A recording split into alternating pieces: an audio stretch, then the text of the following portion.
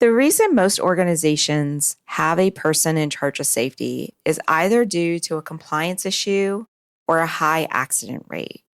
And although that's what started the position, once safety is added, there's so much more impact that we have.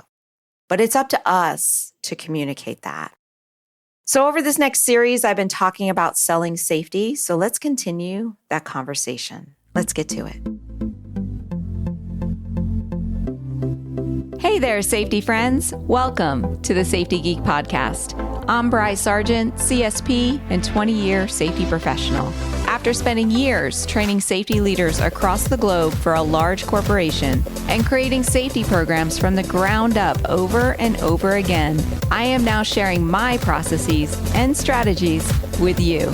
At the Safety Geek, you will learn how to manage an effective safety program that increases your management support and employee engagement, all the while helping you elevate your position and move up in your career.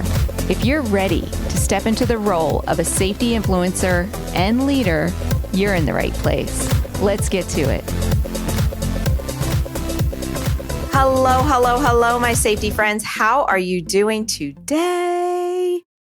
I want to talk about the one thing that not enough of us are talking about. This is kind of going to blend in with the last episode as well. Not that you have to listen to them in order, but anyway, we're talking about selling safety and making sure that we are using the right language when we are selling safety.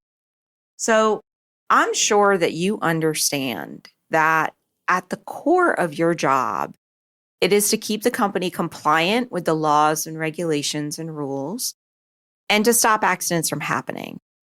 However, once you've done that, right? Like once you've come in to the workplace and did all the low-hanging fruit stuff, meaning that you put your policies and procedures in place and you have a basics going, and you're matching the industry norms for accidents, it's going to get harder and harder to justify safety improvements. This is usually the point when you start getting pushback from employees or from managers. Like, do we really need to be doing that? I don't see that company doing it that way. And is it really worth the cost? And this is also where your frustration starts to grow. So at this point, this is when you need to start changing your messaging. So in the very beginning, it's really easy to talk about the impact that safety has on accident rates and regulatory fines that don't happen, right? It's very easy when you're going from a super high accident rate to industry standard and saying, look at all of this that we've done in our safety program, and we need to do it because look how bad that we are, right? That is when we are typically brought in, is when they are super bad. Like it's not until, OSHA is knocking on their door, or it's not until their insurance company is threatening you either hire a safety person or we're dropping you, that we are brought in. So at that point, those numbers are very easy to measure. I think I shared the story with you where I came into a company with $3 million a year in claims and I got it down to $100,000. Very, very easy to show my impact. But once you get it down to well below the industry standard, like I worked at a place where we got the injury rate down to a 1.12. When it's that low where you have 500 employees and only one is getting injured for every, hundreds, that would be like 5 injuries a year. It gets really, really hard to justify the need for your safety improvements. They tend to look at your accident rates as being so low that they're acceptable. And then they start looking at the risks that they're making as being acceptable risks. And then they even may say to you, well, what do other companies in our industry do? What do other companies in our industry, what are their rates? What are their costs? And what practices do they do? We just want to match what they do. And that what you're doing right now is obviously good enough because you've gotten us to the industry average. But the problem is that you and I, because of our positions and our ambition, I would say, We want to get to a 0 incident rate, and we want to stay there as long as we possibly can, because we see those 5 injuries a year as being, those are 5 people that got hurt, whose lives were changed in some way, shape, or form that shouldn't have, that it was preventable. So our goal is to get to that 0 incident rate. But in order to do that, you can't keep talking about accidents and injuries because they already think that the risk is acceptable. So you want to change how they see that risk to match yours. That is where you have to become the safety influencer. You want to change their mind that average is not good enough.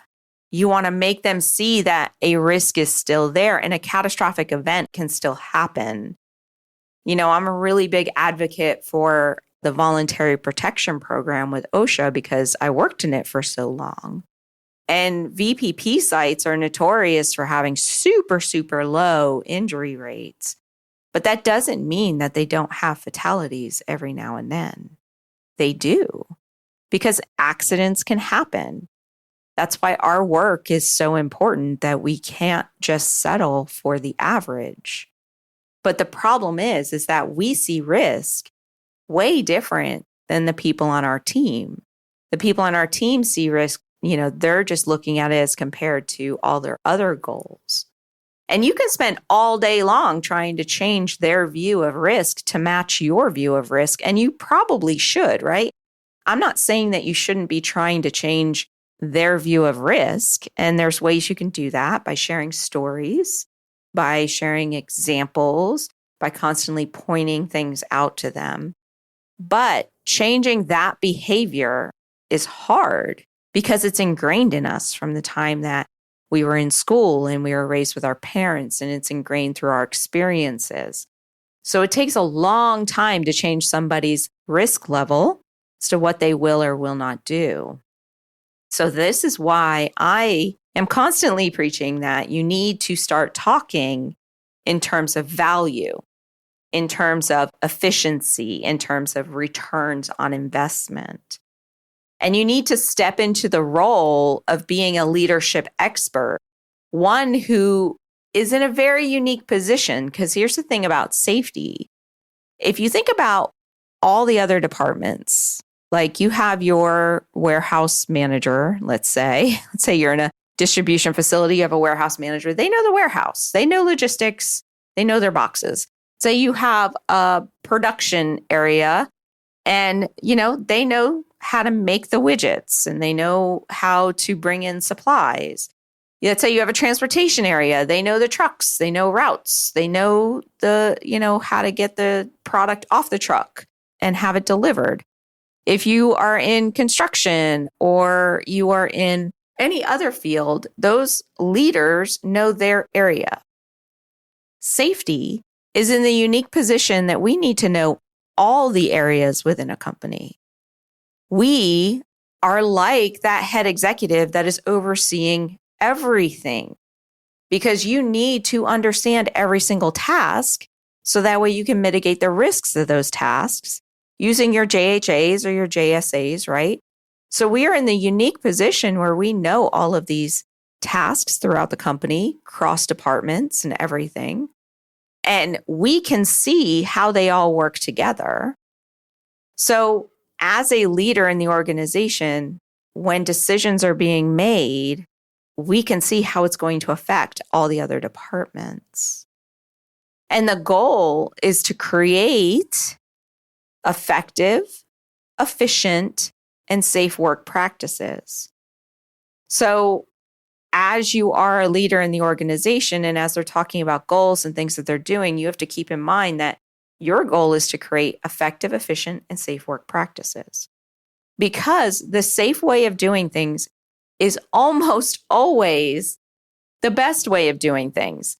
It is the most efficient for the company, meaning that they are going to be the most productive. They're going to make the most widgets, right?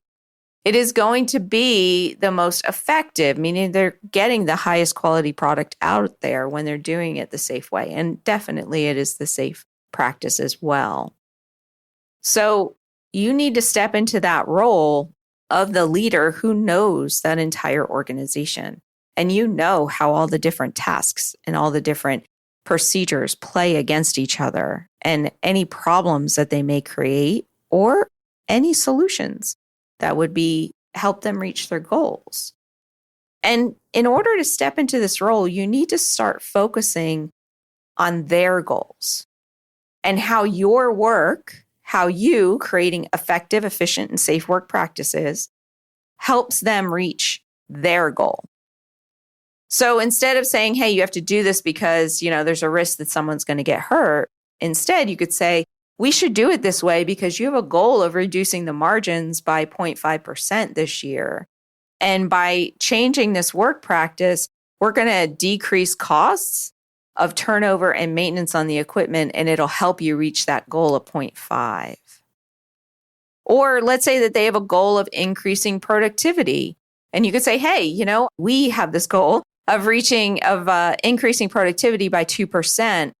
I have an idea to design standard operating procedures that actually will cut time and it will increase safety.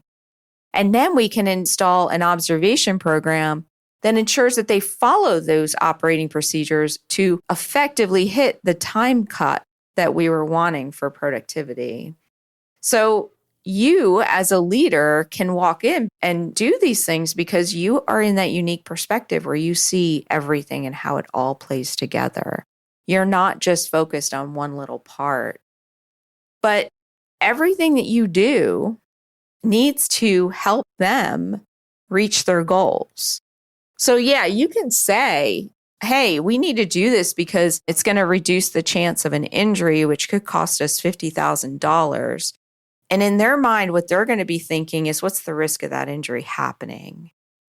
Instead of looking at it like, well, doing it this way is actually going to increase our productivity as well. So start talking in their terms and stop talking about your accidents, claims, and insurance costs because they're not going to pay attention to it as much.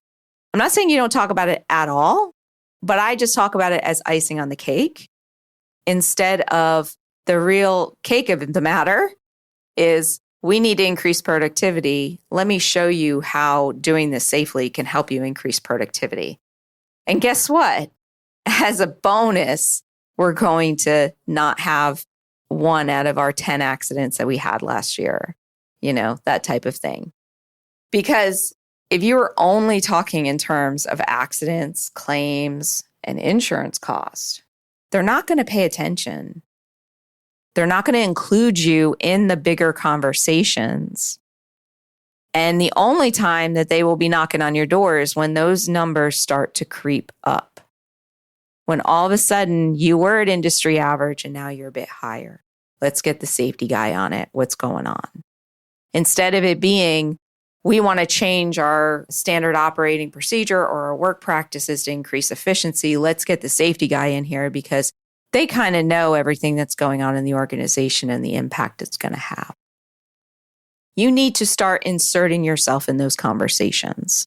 You need to start supporting them when they need it and start saying, look, I know you have this goal and I can help you with that. The work I do will help you reach that goal.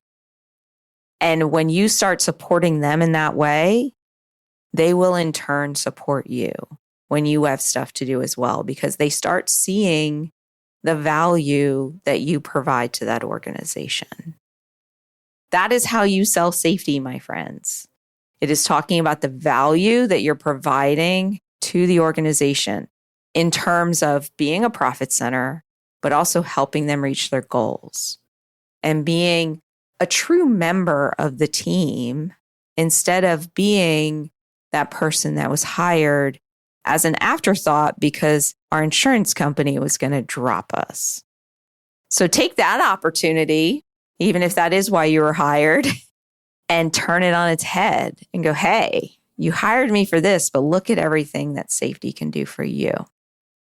So I hope you get it. I hope you understand what I'm trying to say in this series about selling safety. If you like this stuff, make sure that you subscribe to the podcast And while you are doing that, if you could leave a review, don't just hit the little star thing. Give me some feedback in there. Let me know. Are you liking what you hear? What do you want to hear more of? Would love to share your reviews here on the podcast. But that's what I got for you today, my safety friend, and I will chat with you soon. Bye for now.